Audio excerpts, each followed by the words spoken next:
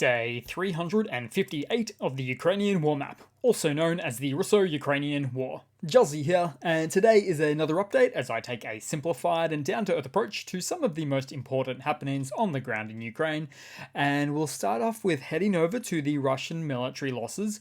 But firstly, as a reminder on this topic, in the ongoing conflict between Russia and Ukraine, the opposing sides estimate each other's losses, which may be surprising to hear.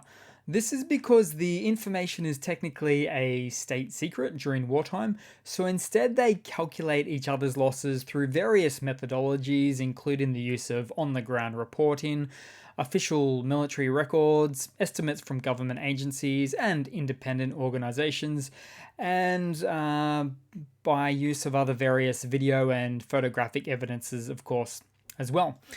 But here's the thing, Ukraine provides daily updates on Russia's losses, while Russia has been disorganized and often releases outlandish numbers to Ukrainian losses at random intervals to coincide with any political narrative they may have at the time. However, if you do come across a Russian tally of losses for Ukrainian KIA or wounded in action, something that they consistently update, then pass it along to me, send me a message, and I would be more than willing to look at it and even show it on this channel. However, I would likely end up pointing problems in the unusual data presented, the inconsistencies, the errors, and whatnot in their updates, but I don't even think I'll get a chance. Like I say, Russia is disorganized when it comes to these sorts of things, and they just didn't ever really have the resources or capability to do this.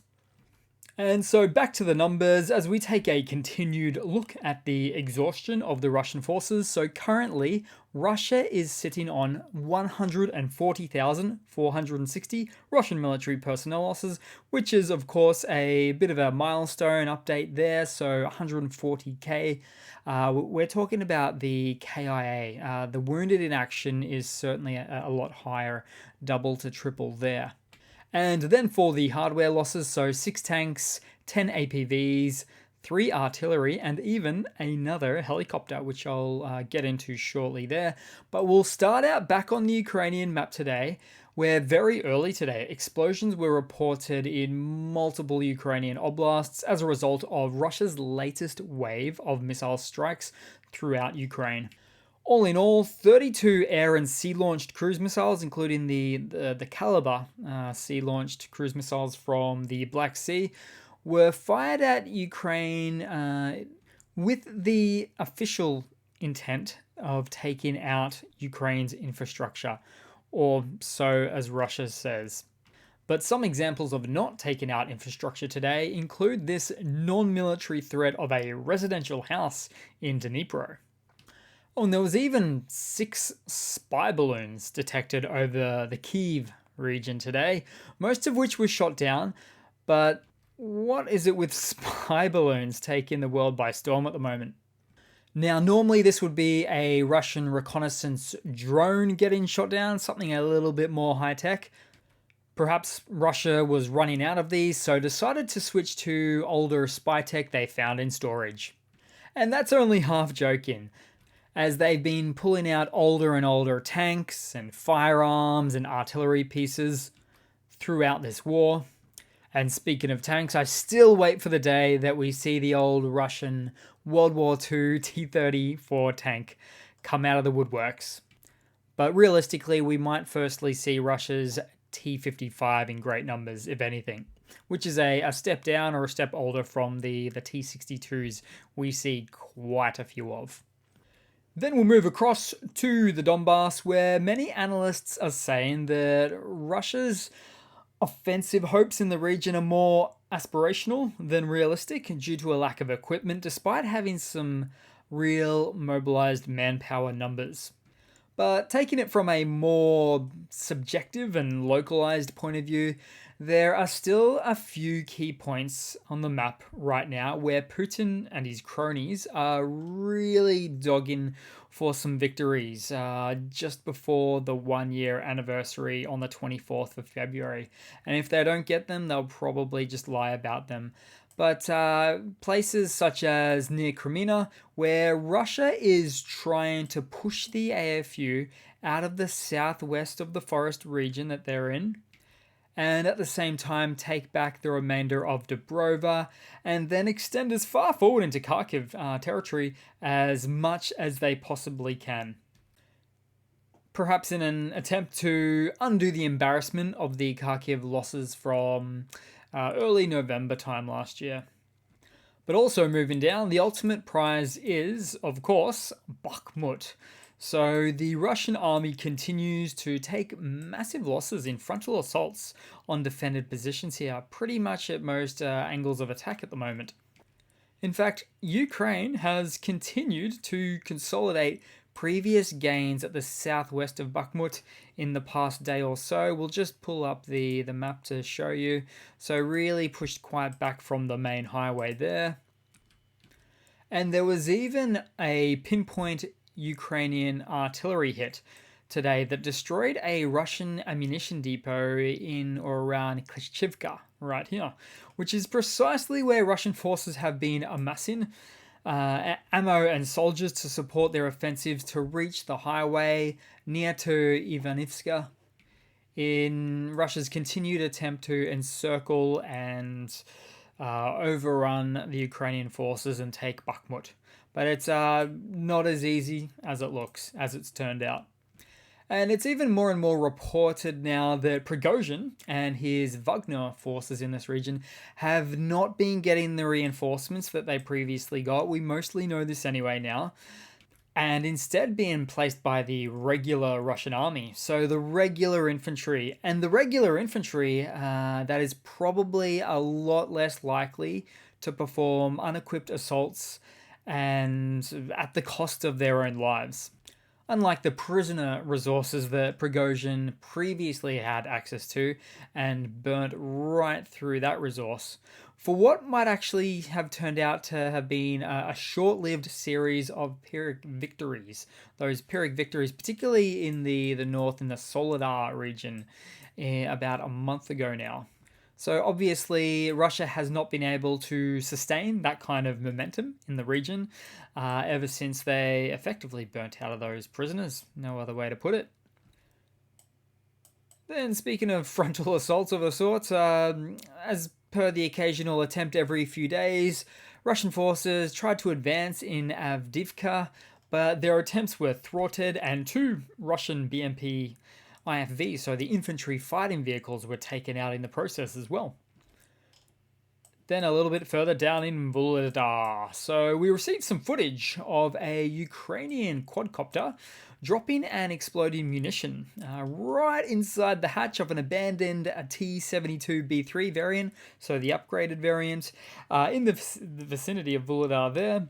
Now, I'm assuming this tank was too far or too risky to capture and located maybe at a midway position that made for a high likelihood of Russian forces recovering it in the next day or so. So it seems like Ukraine is acting like the mop-up crew in this region at the moment. Then, somewhere in the east, Ukrainian defenders destroyed an enemy Ka-52 attack helicopter on the eastern front. Now, Russia has an estimated 90 of these Ka-52s in its entire fleet, maybe even less, that are operational. So potentially about half downed or taken out by Ukraine during this conflict in the past 12 months. So this is a big deal for Russia. The Ka-52 can't just be purchased at your local helicopter store.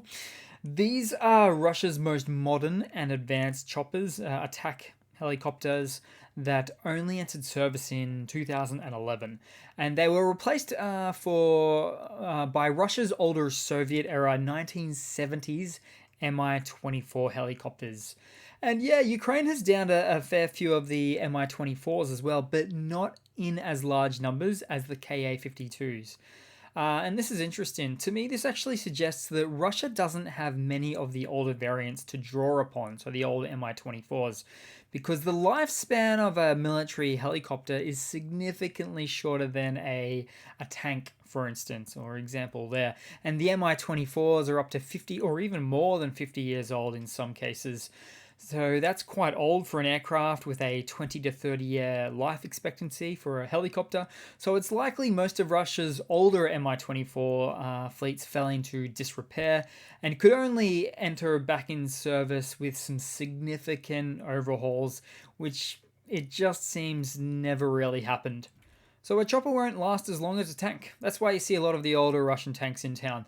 And Russia really needs to ration certain military hardware like these things and not be instead like a little boy who spends all of his pocket money straight away.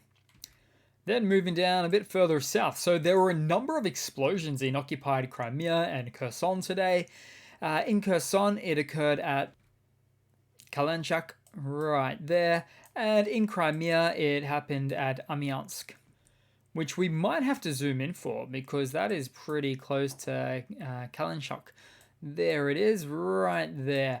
Now, these attacks took out Russian air defense systems, either, at least two of them, either S-300s or S-400s, which was some very determined precision strikes by the Ukrainian forces. Oh, and they also showed up in the daily Russian losses tally before.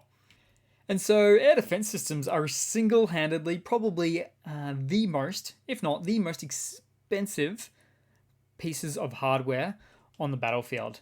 Even more so than fighter jets, so literally 5 to 10 times more than jets. In fact, we're talking anywhere between 150 to 300, 400, maybe even up to 500 million US dollars worth of hardware right there per battery or per setup. So this is a painful set of losses for the Russian army, extremely painful. And it was likely taken out by a very particular type of anti-radar missile Ukraine received some time ago called the HARM AGM-88. Then we'll move across to some news for today. Russia's revenue from oil export sales to other nations reportedly now dropped significantly due to an oil price cap, causing a daily loss of around 160 million euros in profits. Money that would otherwise have been spent to fund Putin's war. So Russia really thought it had an ace up its sleeve at the beginning of the war, being a massive exporter of to Europe of natural gas and to the world for crude oil. But how that hand backfired on Russia, gee. As many countries sought alternative supplies for their energy needs.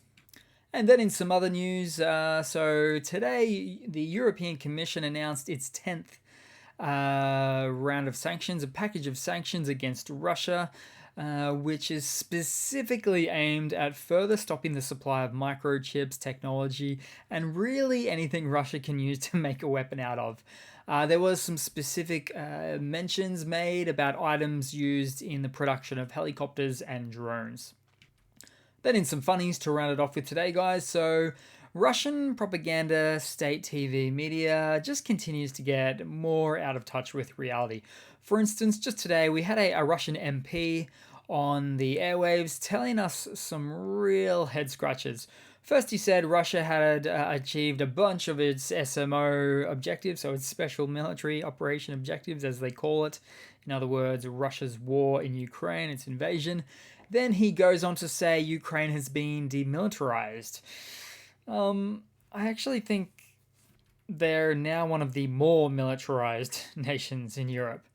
Something also about previously, I guess Russia being chronically behind, but now they're chronically ahead. So this is just a snippet of so much more on Russian news TV. It's propaganda media. I unfortunately subject myself to a little bit too much of it.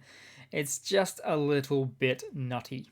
And then in a quick second funny to round it all off with today, so there's a BBC news article about a Russian guy talking about Russia training some territorial defense forces, using some former police and some guys with previous fighting experience, and maybe some ex-military guys thrown in there too, probably retired ex-military. And if you take a step back and really think about it objectively, This just means Russia went from saying, let's take Kyiv in 3 days, to we need a civilian defense force to protect our borders. So that's it for today, guys. Please leave a comment, subscribe, hit that like button, and I do hope to see all of you guys there in the next one. Cheers.